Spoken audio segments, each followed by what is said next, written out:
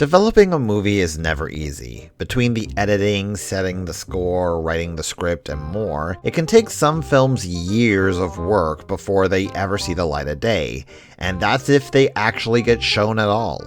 Even in the biggest companies like Disney, you can run into the issue where movies can change, be delayed, or even be cancelled entirely based on what goes on behind the scenes. And in the case of the movie we're talking about today, it's completely unrecognizable from how it originally started. But even then, The Emperor's New Groove is perhaps one of the more oddball Disney films you'll ever see. Hello, ladies and gentlemen, I am your ever-friendly Pokeprof, and welcome back to Fascinating Fiction. I told you guys we were going to be doing something a bit more lighthearted this time around, and it's kind of hard to get more lighthearted than something like Emperor's New Groove, a comedic movie from the year 2000, which, yes, for those of you who are keeping count on the stuff I review, does make this yet another film that's now old enough to drink that I've covered. Just feel the white hairs grow, my fellow millennials. We'll be getting more when I cover something special this Christmas and I reveal just how old that film is. But for those of you who have never sat down and watched the movie, what makes it so odd? How about we actually start off with the focus of the movie itself and just what kind of tone it had? Especially for the time, there was always a certain way a Disney film was structured. Our main character was the emotional core of the film, often wanting more than what life had given them. Some kind of event would happen that would force them to go beyond what they knew. This is while, more often than not, they had a sidekick character that was there to either tell funny jokes or to have funny things happen to them to break up the seriousness that was otherwise central to the film's plot. For Emperor's New Groove, our main character is instead very different from what we normally saw. Rather than being the good-natured, wanting more hero, we instead get a spoiled, self-proclaimed king of the world known as Kuzco, played by David Spade. And when I mean spoiled, I do mean spoiled. Weighted on hand and foot by all of his subjects, there is little that he does for himself unless he's interested in it, like dancing. Oh, and here comes the joke, which is the only reason the movie itself has its name. You threw off my groove! I'm sorry, but you've thrown off the Emperor's groove. Yes, I'm serious. That joke is pretty much the only real reason for the whole groove title of the movie, and the fact that we know that Kuzco here is going to change it. And this isn't the only weird choice you'll see in the movie either, but let's continue on so you can see just what I'm talking about. After seeing Kuzco throw Piglet out of the window, and yes, that is the late John Filder, the original voice of Piglet, playing a bit part in the movie, we get introduced to the rest of the main cast of the film. The first of these characters is a peasant by the name of Pacha, played by John Goodman. And as an aside, I've got to ask, since I can't think of anything offhand, has John Goodman ever really played a villain role? I mean, his character of Pacha here is always what I think of when I recall the actor's other roles. Kind, fatherly, and larger than life. I'm just curious what kind of villains roles he's done and just what they're like. Shut the up, Donnie. Okay, how about a role other than that one? In all seriousness though, feel free to leave some of your favorite bad guy roles Goodman's done over the years in the comments.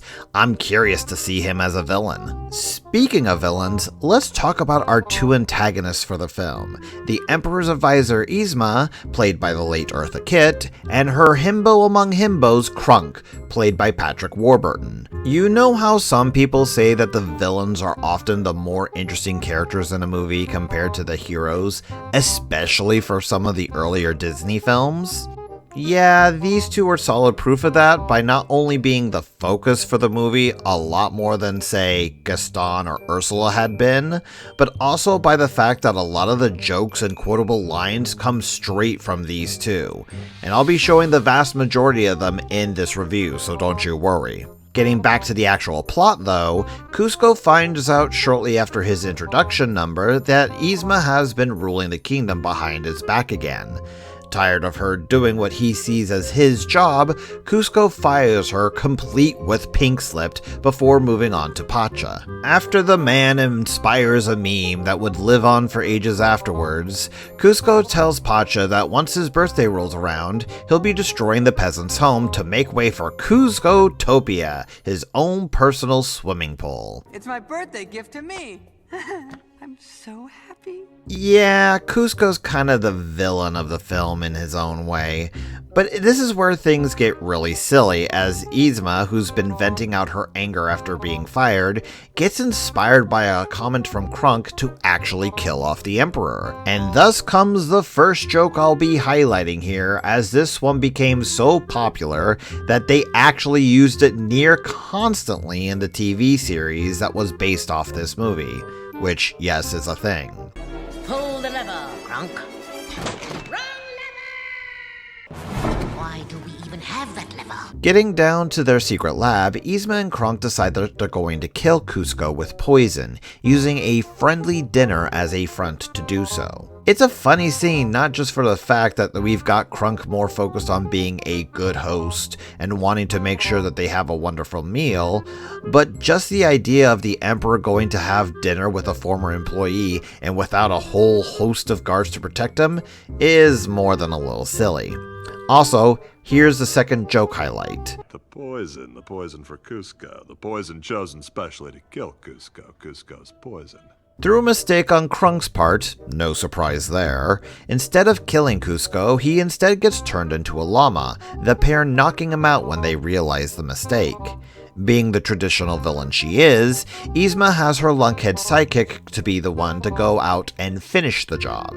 It's in these next few scenes where we really learn that the creators of this movie absolutely loved Krunk, as the Bruiser gets to have an entire scene by himself where we not only get exposed to his theme song, something that we'll come back to later, but also learn about his shoulder angel and devil that pop up from time to time, both who are just as big as himbos as he is. Despite the mini Krunks not really helping in the decision, our big guy here saves Kuzco from death and then ends up losing him, conveniently, to Pacha's cart.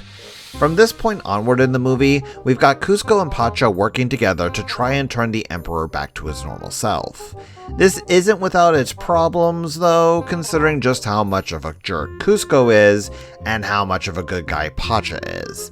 It's very much a buddy movie at this point, focusing on Kuzco becoming a better person through the difficulties of their adventure. And speaking of their adventure, here's joke highlight number 3. Don't tell me. We're about to go over a huge waterfall. Yep, Sharp rocks at the bottom? most likely. Bring it on. If the video here seems a bit all over the place this time around, that's probably because it kind of is, mostly thanks to the movie itself. Its comedic nature makes it a bit harder to comment on, especially when you've got Looney Tunes stuff going on like Yzma being tarred and feathered into a piñata, or her and Kuzco going back and forth into the kitchen of a restaurant to order food, barely missing each other each time. Hell, probably one of the better jokes that fully embrace this whole Looney Tune aspect of the movie would be the map. I think this scene here kind of details the attitude you've got to take while watching this movie. What's hilarious is that they do this again once our main characters actually reach the potions to try and turn Kuzco back to normal. It can't be. How did you get back here before? Well, you got me. By all accounts, it doesn't make sense. Eventually, the heroes are able to succeed, though not before Yzma gets turned into a cat for her troubles, making her among the few Disney villains who aren't killed off by the end of their movie. Seriously, look back at some of the other earlier Disney films. It just never pays to be the bad guy. But yeah, that's the basic plot of The Emperor's New Groove. So why the heck was it like this compared to the rest of the Disney Renaissance movies before it? The main reason actually comes down to its development. Believe it or not, The Emperor's New Groove started production as a completely different movie that was put in motion back in 1994. Roger Allers, the director for The Lion King, had been called up by Disney to discuss the next film they were interested in, wanting to explore ancient cultures and giving the director a choice of 3 different ones that they wanted to see in film.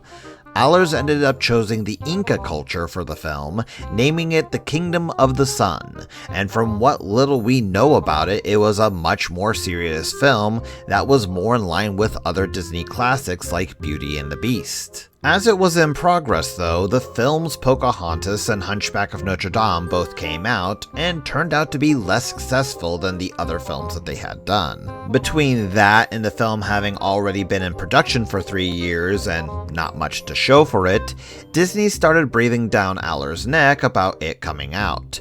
There were already deals with McDonald's and Coca-Cola and more for the release of the film, and as it appeared, the movie wasn't going to make it time for the 2000 release. At this time, Cats Don't Dance director Mark Dindal had been added to the project. Realizing that they had different ideas for how the film was wanting to go, Allers and Dindal both showed the executives their ideas and goals for the movie. It was with Dindal's idea of turning Kingdom of the Sun into a comedy that got picked between the two ideas. And when David Reynolds, a former late-night comedy writer who was on the team, suggested to basically smoosh together a buddy road movie with a Chuck Jones cartoon, well, we got the Emperor's New Groove that we know today. What's really cool about this information though is just how much of it we actually got. Believe it or not, back when the movie was still The Kingdom of the Sun, Allers had wanted to duplicate the success of The Lion King by having another famous singer on it. Instead of Elton John though, we got the musician Sting instead. You heard me right, Sting making music for a Disney film. Even more than that, he agreed to it, but only if his wife could document the process of production. That documentary would actually come out as The Sweatbox, detailing all the problems and troubles the movie went through. Hilariously enough, it turned out to actually be longer overall than New Groove would be in the end. I think it's easy to see with that history why Emperor's New Groove is considered to be a less polished Disney film. Unlike the hits of Aladdin and the others of the Renaissance, New Groove ended up with a lot of the kind of animation that someone might have expected from a TV series that they did at the time. Outside of a few scenes here or there, the colors had a lot of flats and lacked the shadow and detail that would stress out the artists too much. This is actually something that also went into other things with the movie, like audio choices, with Krunk's personal theme song in the middle of the movie, resulting in a very noticeable audio skip. I told you we would get back to this.